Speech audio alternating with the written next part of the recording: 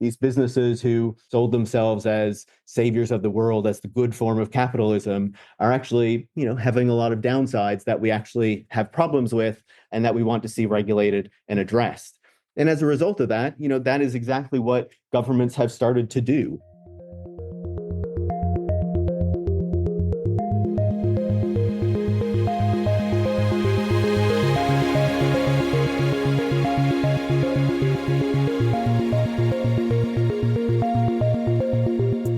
Hello and welcome to Tech Won't Save Us, made in partnership with The Nation magazine. I'm your host, Marx, and before we get into this week's episode, just a reminder that this month is the 5th birthday of Tech Won't Save Us, and as a result, we are doing a member drive to ask you to support the work that goes into making the show every single week so we can keep having these critical, in-depth conversations on important issues that have to do with the tech industry, the technologies we use every day, and how that shapes the world around us. This month, we have set 2 goals: to get 100 new supporters at $5 a month or above over on patreon.com/techwon'tsavus. And if we hit that, I will be making a new series on defense tech and this growing relationship between the Pentagon and the tech industry and how they are trying to remake military procurement to work for these companies that we typically associate with Silicon Valley and the internet. And then I set a second goal, an even bigger goal, to get to 150 new supporters. And if we get there, then I will make a zine later this year, the first one for Tech Won't Save Us, to try to promote these ideas in a very different format, but one that I think will be actually quite appealing to people. So I'm really excited to potentially try that if we can hit that goal. Right now, we're just over halfway to the first goal of 100 new supporters. So if you want to ensure I can make that defense tech series and a zine later this year, you can go to patreon.com/techwon'tsavus. And if you become a $5 a month supporter, you'll get access to our Discord server. You'll get access to bonus episodes of the show that are often associated with some of the series that we do, and I'll have more information on new bonus episodes soon. Or if you join at $10 a month or above, you'll get all those things, plus some Tech Won't Save Us stickers in the mail. And of course, at any tier, you will get a little shout out at the beginning of the show if you want one of those. So if you enjoy the show, I would hope that you would help us meet our goal this month if you're able to. Now, this episode is going to be a little bit different from some of the episodes that I usually do on the show where, I interview someone who is an expert on, a topic that is related to the tech industry broadly, that has a critical perspective that I think you ought to hear. But this week I wanted to do something different. As you might know, I have been traveling quite a lot lately, speaking in a number of cities, getting to know people and, kind of brushing up on different issues in different places. And that helps me to bring these perspectives to you on the show. So I recently gave a talk in Auckland, New Zealand, where I laid out some of the things that I have been thinking, given the current moment that we're in with the tech industry, right? With this alignment between Silicon Valley and Donald Trump and, the politics of this moment, with what I think is an important reconsideration that we need to have for where the internet actually comes from and the politics that have been associated with it for as long as it has been commercialized and, we've all been using it in these ways. And important discussions that are increasing, in particular outside the United States, about needing to get off US tech and what that might look like. So this talk kind of brings together a number of those issues that I think are obviously important right now, but are only going to get more important in the weeks, months, and years to come. And in this episode, you'll be hearing a recording of that talk, obviously slightly edited, so the audio won't be as good as, what you usually get from a Tech Won't Save Us episode, because I'm not using my, nice microphone, but hopefully it will still be of interest to you, will give you an idea of where my head is at today, and maybe even will help to kind of put some of these issues in perspective for you in a way that maybe you hadn't considered before. This talk was at the University of Auckland. It was put together by Dark Times Academy, a great group headed by my friend Mandy, who, has great courses to educate people on important topics, including a forthcoming one called Fighting the Broligarchy that I will be a part of, as well as, people you will know from the show like Brian Merchant, Jathan Sadowski, Alex Hanna, and others. I'll put information about that in the show notes. It was also sponsored by the Public Policy Institute at the University of Auckland as well. And of course, I guess I should say that, if you're somewhere else in the world and you're interested in having me give a talk on issues like this or broader issues related to the tech industry, feel free to get in touch. I speak in a lot of places and I quite enjoy doing so. So, if you're interested, feel free to contact me. You can find more information on my website. So with that said, I hope that you enjoy this slightly different episode of Tech Won't Save Us. And of course, if you do enjoy the show more broadly, that you consider supporting us in our membership drive this month so we can hit those goals that I have. And of course, if you want to do that, you can join supporters like Mia from Berlin, Patrick in Maryland, Zoe in Devon in the UK, Marcelo from Austin, Texas, HK from Brooklyn, James in Winnipeg, another James in Eugene, Oregon, Giomara in New York City, I hope I pronounced that properly, Pat from Edinburgh, Scotland, Big Ben from Alabama, Raquel from Madrid, Ryan, and Tori in Whitehorse, Yukon by going to patreon.com/techwon'tsavebus where you can become a supporter as well. Thanks so much and enjoy this slightly different episode of Tech Won't Save Us. Thanks so much for coming out, everybody. And thanks so much for all you folks online. Won't be looking down at the camera all so much. Great to be back in Aotearoa, New Zealand. Tend to come back every year, and it's always fun to do something with Mandy when I pop down this way. We have a really great topic. I don't know, maybe that's not the best descriptor for what we're talking about today, but we'll have some fun with it. I was really surprised is the wrong word, to see the great lineup for the Fighting the Oligarchy course that Mandy has put together, not because I'm also included, but because of all the other great people who are in there. And I actually recently put together a paper with a friend of mine that talked a bit about decomputing. So I was like, I'm going to have to join this one and learn some more from you on that. So I'm excited for all those things. They look great. You're probably going to get maybe even a little bit of a preview of what I'll be talking about in that Fighting the Oligarchy thing in this presentation. But basically, you know who these two folks are, Elon Musk and Donald Trump, representing this alliance between the extreme right in politics and Silicon Valley, of course, at the moment. And we're going to kind of dig into how this alliance takes hold. I want to go back a little bit into some of the history there. And then we're going to talk about what we might do to try to counter this, right? And to look at something different, a term that I call digital sovereignty. Of course, people have different other, words for it. So, when Donald Trump was inaugurated back in January, you had this great site where, he was kind of giving his speech and getting inaugurated, all these sorts of things. And lined up behind him was basically the oligarchs of Silicon Valley, right? Right there in the center of the frame, demonstrating this alliance that now exists between Silicon Valley and between the MAGA movement in the United States. Obviously you have Elon Musk. Next to him is Sundar Pichai of Alphabet or Google. Jeff Bezos, of course, of Amazon, Blue Origin. A couple people next to him, of course, is Mark Zuckerberg of Meta, Facebook, Instagram, those platforms. So they were all lined up here after Silicon Valley really got behind the Trump administration in trying to promote the election of Donald Trump, essentially. Elon Musk alone spent about $300 million in order to try to get him elected, which is like sums of money that are completely hard to imagine being spent in an election. But here you go, because in the United States, that's perfectly okay, apparently. And, they were really hoping to not just make sure that they were going to have this good relationship with Donald Trump, but that they could then use the power and the leverage of the American government to kind of remake society, remake government, push other countries to do the types of things that they want to see happen. So all these folks kind of met with Donald Trump not too long after to have this big meeting. And, it's kind of a reflection of things that happened not too long ago, right? And so we talk about now as like this unique moment, right? They're all talking to Donald Trump. They're all getting behind it. There's this alliance, but they've had this connection to him for a while, right? They needed to get in with the U.S. president, but there is a distinction in the relationship, right? In this moment, it was kind of like, okay, he's the president. We need to work with him. We'll, try to do our best and we'll get the most out of it that we can.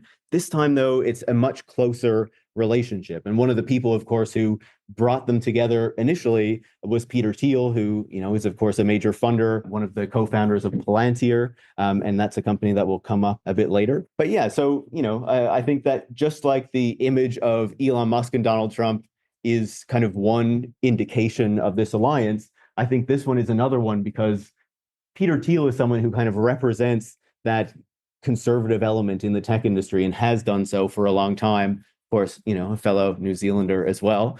I was like, what am I saying? I don't need to explain to you who Peter Thiel is. But yeah, so we see this now, right? We see this relationship between the tech industry and Donald Trump. We see where this industry has basically gotten itself to after all these years. But how do we get to this moment, right? So I want to go back a little bit to look at how this industry cemented the dominance that it now has before we try to understand, where this relationship comes from and then how we try to address it. So if we go back to 1989, of course, we could go back much longer if we wanted to. Al Gore, who at the time is a senator, he's not yet the vice president, is kind of giving this speech in the Senate. And he says the nation which most completely assimilates high performance computing into its economy will very likely emerge as the dominant intellectual, economic, and technological force in the next century. So to me, this quote really symbolizes something important, right? Because I feel like when we look back at the early days of the personal computer or the internet, we have these narratives of like personal liberation. We were all going to kind of go online and be able to do these very different,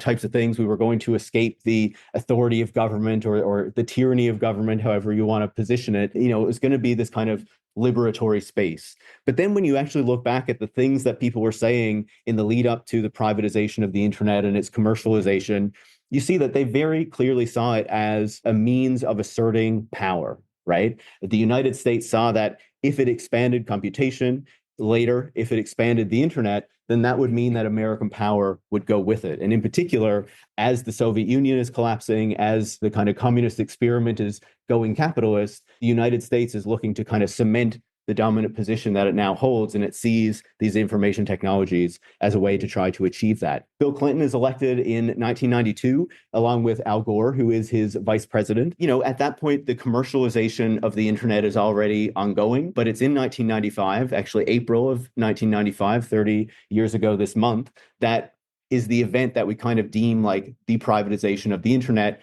when the NSF, the public backbone, is turned off and that is kind of handed over to the private sector. And so these folks really usher in that moment, kind of kick off what we're now experiencing the legacy of 3 decades later, right? It starts right here with these two who, on the one hand, Al Gore is kind of imagining a slightly different vision for what ultimately comes of the internet. He's thinking about what a public lane on the internet superhighway or the information superhighway rather would look like. But Bill Clinton is not so interested in that, is kind of with these more right-wing forces that just want to see this complete opening to the private sector, which is ultimately what happens, right? And so as the internet is privatized, as it begins to go global, these US tech companies have access to capital and are very early to, taking advantage of the fact that this network is there, it's being commercialized, and they can build businesses on top of it.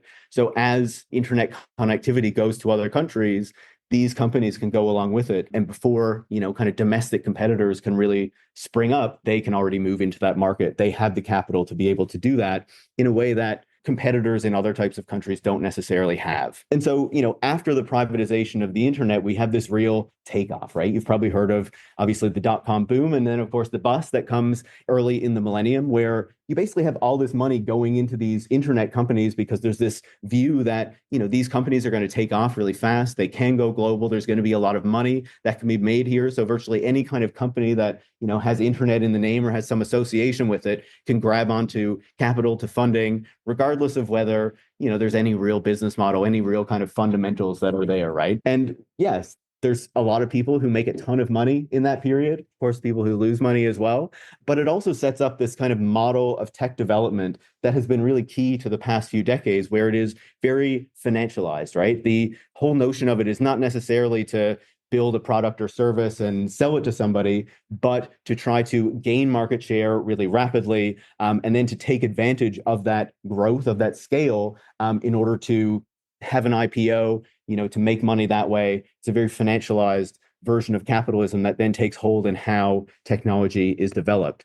And that version of capitalism kind of births some of these billionaires that are now some of the most powerful and wealthy people on the entire planet. Of course, Elon Musk is there, Mark Zuckerberg, who we saw before. Yeah, all these folks came up before, Peter Thiel, Jeff Bezos. But, after this moment, after we have the dot-com boom and bust, the tech industry doesn't just go away, right? It kind of re-solidifies. It takes another crack at growth. And especially after the great financial crisis, 2008, 2009, we see them really take advantage of that moment, of the low interest rates that follow that period, in order to build a lot of these major businesses that are now some of the most dominant, that are now some of the most valuable publicly traded companies in the world. And they have really benefited immensely from what happened there. And this is not, if we think about what's happening right now, it's not that they've just always been this kind of essentially right-wing industry that has always been working with the Republicans, right, in order to achieve a certain political outcome.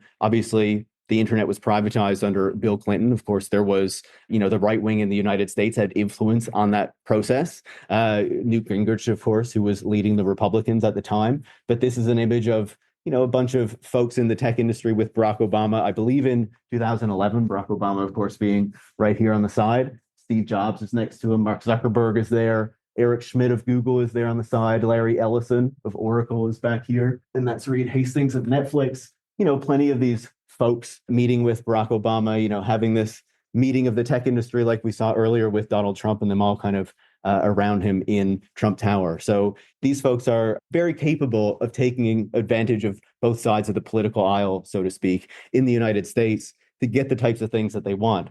But as these companies have grown so much, there has, of course, inevitably been a backlash to what they are doing. In recent years, we have seen growing protests and growing opposition to the business models of these companies, whether it is what happens on Facebook's platform and its effect on political movements, whether it is how, say, Uber or Amazon treat their workers, the kind of low pay and poor conditions that they subject them to. And of course, their cooperation with military and a whole other load of issues, right, that people are paying attention to and saying these businesses who sold themselves as saviors of the world, as the good form of capitalism, are actually, having a lot of downsides that we actually have problems with and that we want to see regulated and addressed. And as a result of that, that is exactly what governments have started to do. Over the past number of years, we have seen this concerted effort to really start regulating the tech industry, led by Europe, we might say, but the United States followed along and under the Biden administration brought forward a number of antitrust cases. So saying that these companies are anti-competitive, that there's something there that we need to address with how these businesses work, how their business models work, but also, trying to call out a number of different ways that they function, whether it's in terms of labor, whether it's the way that they control certain markets and, lead to anti-competitive behaviors where other companies can't properly compete and, assuming that that has issues for consumers as well as harmful to consumers. And so there's a number of different issues that, they have been moving forward. And that has, of course, made, the tech billionaires not very happy. Increasingly, they have been pulled in front of Congress in the United States. They've been subjected to lawsuits. But basically, these folks are starting to feel or have been starting to feel what accountability would look like for their companies, right? After evading that for so long, after evading regulation with these positive narratives about what the tech industry would bring. And of course, now they have felt the other side of this. They are not the wonderful founders that are making the world a better place all the time, but they are powerful executives whose businesses need to be held to account when they're not working for the broader public. And they haven't really liked that. So they have still been trying to assert their power in whatever ways they can. And I would kind of identify two strategies that they have been using here, which is on the one hand to create another threat, right? If they are now perceived as causing harm, as, creating businesses that need to be reined in, that something needs to be done about, then they need to find something else to distract lawmakers or to seem like a bigger issue than what they are actually doing. And then, of course, the other side is embracing the political right, which has shown itself to be more open to working with the tech industry, to not moving forward on particular regulations, and, kind of suggesting that these sorts of things that people increasingly have issues with will be allowed to continue as long as the tech industry backs, these types of political parties and whatnot. I think one thing to recognize about the tech industry is that, yes, it sold itself as, offering liberation. It sold itself as, having this kind of distance between what it was doing over on the West Coast of the US and the government, basically. But we know that actually there has long been collaboration between these tech companies and the Pentagon and various branches of the US government. It's often just things that they haven't wanted to talk about as much, right? So Larry Ellison's Oracle, has long had a close association with the CIA. Google and these other companies have also, worked with various intelligence agencies and the Pentagon and Department of Defense over many years, right? That has become more and more controversial. over time, especially as we have, been seeing that collaboration increase, and as people have been paying more attention to, the ways that the US government is using those different agencies to crack down on populations within its own borders, but also kind of exporting these types of military technologies abroad as well. And so what we have started to see, or what we, were starting to see in Silicon Valley, was the shift away from that kind of supposed libertarianism, or, this presentation that they were skeptical of government, toward a greater embrace of it, in order to try to stop this effort at regulation and antitrust and these sorts of things, right? Someone like Peter Thiel, of course, starts arguing that Google is bad for America because it canceled, one of these kind of military programs, one of these contracts that it had, and said that, what we really need is for the tech industry to be working with the US government, to be working with the Pentagon, these arms of the state, in order to support the American project, right? And someone like Eric Schmidt, of course,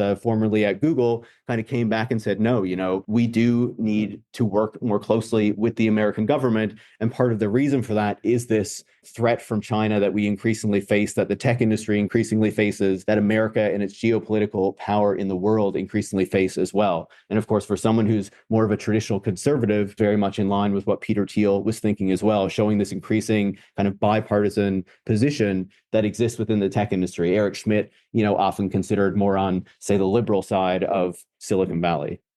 And so, of course, beginning in the latter part of the first Trump administration and continuing into the Biden administration, we saw this ramping up in the kind of escalation, the fight against China, in wanting to restrict how its tech industry can engage with the world, how its products can, export, how it can continue to develop the technologies within its borders. And of course, part of that is a recognition of something real, right? Of the fact that China's technological capacities are growing, right? The ability of its companies to challenge what companies in Silicon Valley and other parts of the world are doing are, very much a real thing, right? Because it has been able to develop its own domestic tech industry. And as China rises, that does mean the power of the United States is more limited, right? There is something real that these people are grabbing onto. They're not just making it up out of whole cloth. But the tech industry did recognize that they could use the growing fears on the part of the United States to use that narrative to say,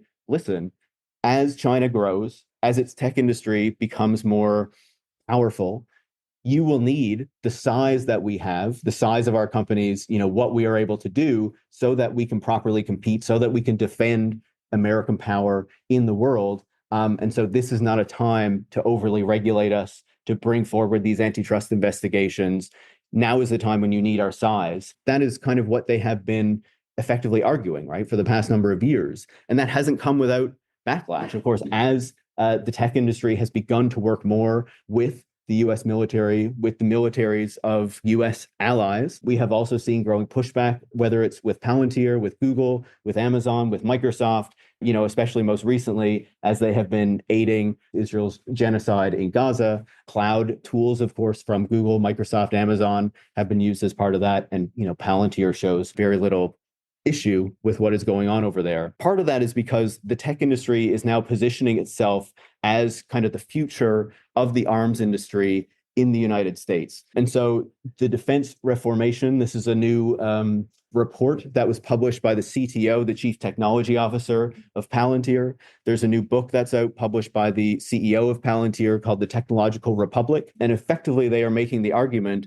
that the West is under threat, that the tech industry needs to align with the United States to protect American power through the 21st century, and that the United States and the Pentagon need to work with these new tech companies, these companies that have arisen out of, say, the internet boom and all the money that was made there, instead of these traditional suppliers like Boeing or Lockheed Martin or Northrop Grumman, who traditionally supply a lot of the weapons and a lot of the aerospace capabilities to the US government, to the military, to NASA, and instead to say, we need to sideline those because our companies can do it more efficiently, more effectively, and this is how we protect American power through the 21st century. And so these people are trying to seize on that.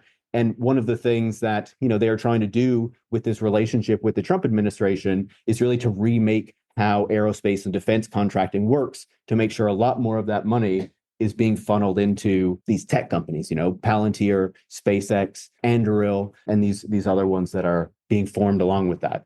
And so that is part of the reason why we start to see this kind of alignment between Elon Musk, between this MAGA movement and this broader right-wing movement that we're seeing around the world. So, of course, as Elon Musk launches this Doge agency, is working with Donald Trump, is trying to achieve these broader right-wing aims and giving it kind of, this mystique of a technological efficiency sort of a thing.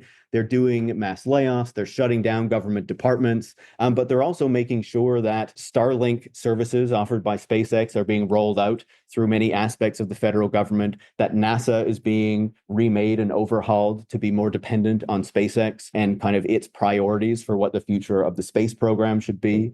And these other ways that Musk's companies and these other tech companies can be implemented as part of this broader project. We see them very clearly trying to use the power of the American government, and of course, the American government and these new people in it using the power that they have in order to defend, the power of the U.S. tech industry abroad from those growing threats of regulation and taxation from other parts of the world. So, of course, you might have seen when J.D. Vance went to Europe last month, or maybe it was in February, and essentially gave two different speeches in Paris and then in Munich, where, he kind of chastised the Europeans. He said that the United States was going to control AI and everything that came of it. Even if the Europeans wanted to start their own industry, it would always be secondary to the American tech industry, to the American AI industry. And then, of course, in Munich, just kind of very much lambasting the values of Europe, the fact that it wasn't allowing the extreme right into various discussions in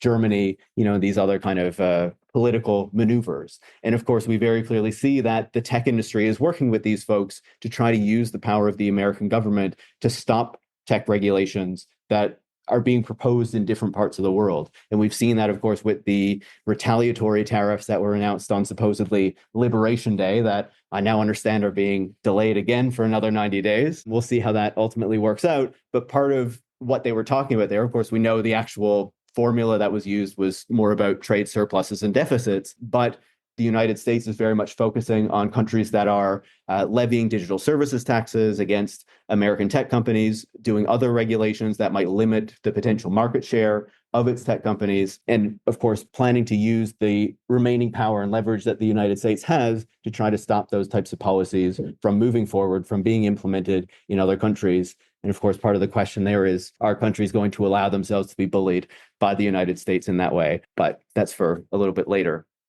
So, obviously we see someone like Elon Musk, who is not just forming these relationships with the extreme right and these extreme right-wing political movements in the United States itself, but is also trying to bring this project abroad as well. Meeting with, say, the president of Argentina, Javier Milei, who of course was in that photo with the chainsaw, appearing at the Alternative for Deutschland neo-Nazi rally during the German election. Of course, he has a great friendship with the Italian far-right Prime Minister, Giorgia Meloni, and of course, going over to Israel whenever he makes really explicitly anti-Semitic statements so that the problems for that can be kind of whitewashed away because he's supporting what the Israeli government is doing in Gaza and the West Bank. So, that's a lot. So I think I would try to pull out a few points there. First of all, I think when we think about the internet, there are a lot of narratives that exist about what it is, what it could have been, what it has ended up being. And I think I would say for me, one of the maybe narratives or understandings about the internet that we don't often have that, are not the ones that are often what we've been told for the past few decades, but was that the internet was always a project of American power, right? For some people, that might be a bit of a controversial statement, but I think it's quite clear actually when you see, one, the statements that people in the American government were making in the 80s and 90s as they were preparing for this thing to go internationally. They very much saw it as a tool of American power. And then, of course, when we see the reality of how it has played out, when we see how it has ensured that these large American tech companies have basically dominated the digital technology sectors in so many different countries around the world and now do not want to lose that power that they have. Then, of course, that containing China is obviously about geopolitics, right? The United States is worried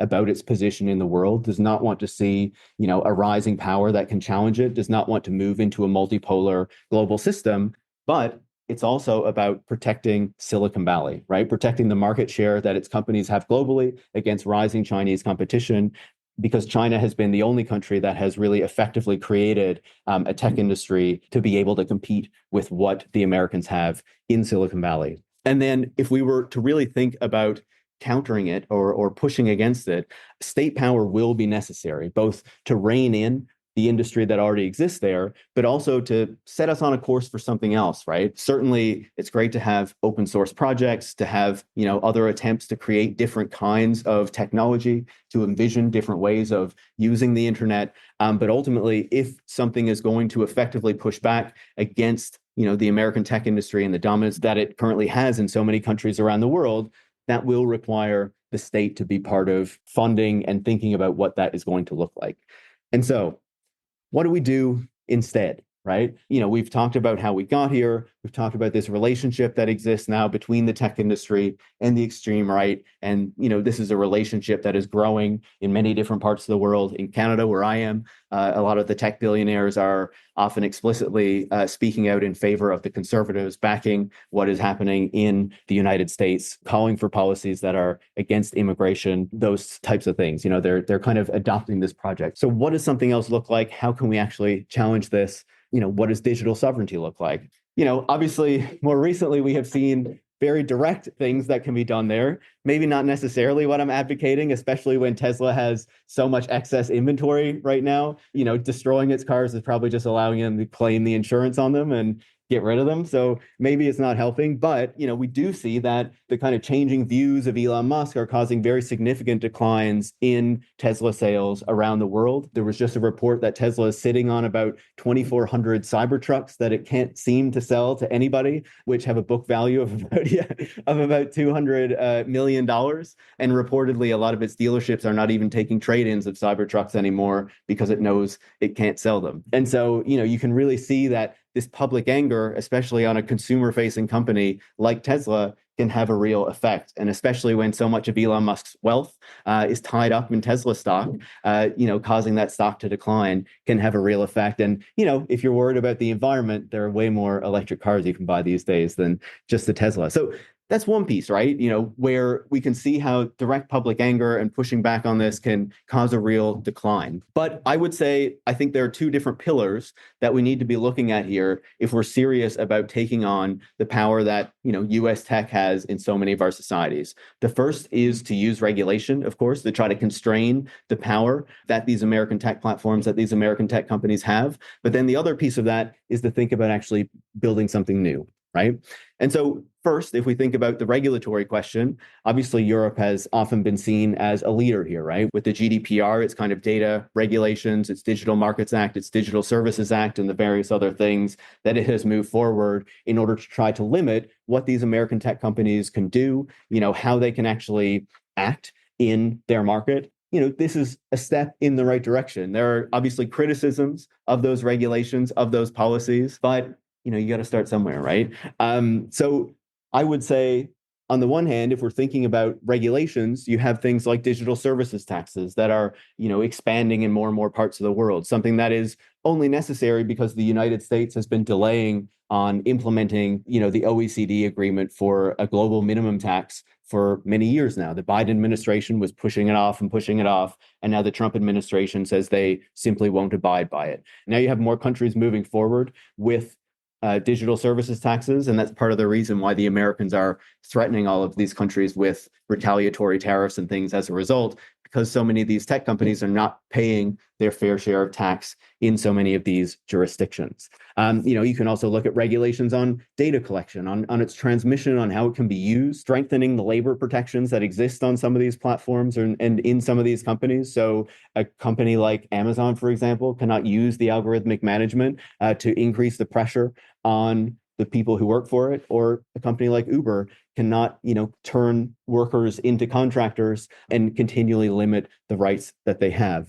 Just some examples, right? And I would say one piece of this, if we're thinking about regulatory approaches in the world of a more hostile United States, is increasingly working together instead of one country moving forward on one thing all on its own, to make sure that, there is kind of broad consensus to try to limit what these companies can do. But then we need to think about an alternative, right? And so these graphics are from a recent report called Eurostack that is trying to lay out an idea of what an alternative might look like in Europe, right? Because Europe and the European Union have a lot of people, they have a lot of resources, and they can use those to actually try to develop something different. And so we see that in a lot of the key technologies that would make up kind of a technological stack that we might be dependent on, going everywhere from the resources that are needed to build these types of technologies through to the infrastructures and then the digital services and platforms built on top of it. We see that the United States and China are really the dominant players in virtually all of those technologies. Some other parts of the world do certain aspects of that, but we can see that they have a very dominant role. And so then the question becomes, okay, if we're thinking about this stack, if we're thinking about all the layers of it and what this is going to look like, what are the opportunities to try to do something different? It's going to be very difficult to look at that whole stack and say, okay, we just need to replace the whole thing if we're so dependent on what the United States, what US companies are doing. But this is where the opportunity comes to start to identify pieces to start to reduce that dependence, and then that can grow into something bigger. And then the question then, of course, is if you have an alliance, if you have a lot more resources than, say, just New Zealand or just Canada, and people are working together, you can kind of pool those resources and start thinking about what it looks like to develop an infrastructure that's different. And so, what might that look like? Well, there are a lot of proposals. And I think this is one thing that is actually exciting, right? We have a digital infrastructure right now that has been built in a particular way over the past several decades, shaped in many ways by what the United States felt would be the best way to organize this kind of system and then have us all adopt it. But what if we were to start thinking about what something different might look like? I think this brings a lot of opportunities. And so, say the Eurostack report, talks about using state-led investment to develop an alternative infrastructure that looks at all those different layers of the stack and tries to see in the European context, but we could think about broadening that out, how they start to increase their capacities in those different areas. Something like the British Digital Cooperative Report that Dan Hind wrote in 2019 thinks about public tech centers that are rooted in tech development in different communities. So, actually trying to recenter tech development, giving it more public funding so that it doesn't need to be focused on IPOs and shareholder value and those sorts of things, but thinking about how technology can be used and developed in service of communities and making sure the resources are actually there so that can be properly done. And of course, at the same time as doing that, providing education, helping people to actually understand how to use these technologies and responding to what the communities are actually telling them that would be useful for them. Then, of course, in a paper that I co-authored called Reclaiming Digital Sovereignty, we talked about what an international alliance could look like to build a more sustainable and more sovereign digital infrastructure, because that then you basically have the resources to actually be able to push back on this, right? To be able to develop something different. Whereas, again, if you have New Zealand or Australia or Canada going it alone, that's going to be very difficult. But if you bring together Europe, Canada, New Zealand, Australia, Japan, South Korea, different parts of the world to work on these things together, now you have the capacities, now you have the resources to really start to put this type of thing together and to see who can do what in order to contribute, to this broader picture, right? And then I think personally, a key part of this needs to be thinking about what technology looks like for the public good, not just to maximize shareholder value. Going back to what I was talking about around the dot-com boom, which was associated with a lot of financial deregulation in the 1980s and 1990s, we have been living in this kind of era of tech development that is very financialized, that is very much focused on scale, IPOs, how you are going to kind of maximize the value and the profit that you can make from this. But I think we can see, and I think this realization is only growing with every passing year, that there are a lot of harms and problems that come with developing technology in this way. And now there's a real opportunity to think about how we maybe do something different. And, if we think about here in New Zealand, obviously, we can think about the role that libraries played. When Dan Hind was talking about, the British Digital Cooperative, that's something that's very much molded off this notion of having libraries that are providing education, that are responding to the community. How can we think about, a role that something like a library might play in tech development, in serving the community that way?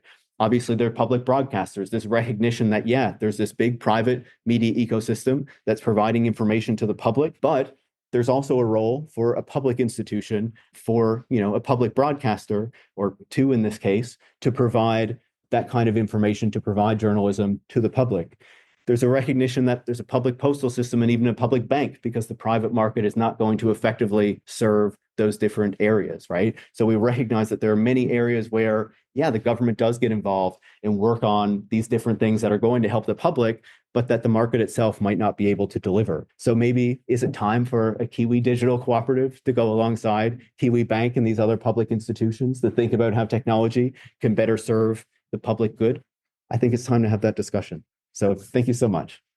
So that is the recording of my talk in Auckland, New Zealand, laying out how I am seeing this moment, the things that I think that we should really be thinking about. And of course, I framed some of that around New Zealand specifically, New Zealand's institutions, because of where I was at the moment. But obviously, I think that these things apply much more broadly, and we need to be thinking about what public technology, what digital sovereignty actually looks like in many different countries around the world, and how many of those countries should actually be working together in order to realize something like that. Late last year, which we've discussed on the show in the past, I co-wrote a paper called Reclaiming Digital Sovereignty. I'll put a link to that in the show notes if you want to learn more about that issue. And of course, if you do want to support our membership drive this month, you can go to patreon.com/techwon'tsaveuss, become a supporter, and help me hit my goals that I have set for this month to make a series on defense tech and to make a zine. With that said, Tech Won't Save Us is made in partnership with The Nation magazine and is hosted by me, Paris Marx. Production is by Eric Wickham. Tech Won't Save Us relies on the support of listeners like you to keep providing critical perspectives on the tech industry. You can join hundreds of other supporters by going to patreon.com/techwon'tsaveuss and making a pledge of your own. Thanks for listening, and make sure to come back next week.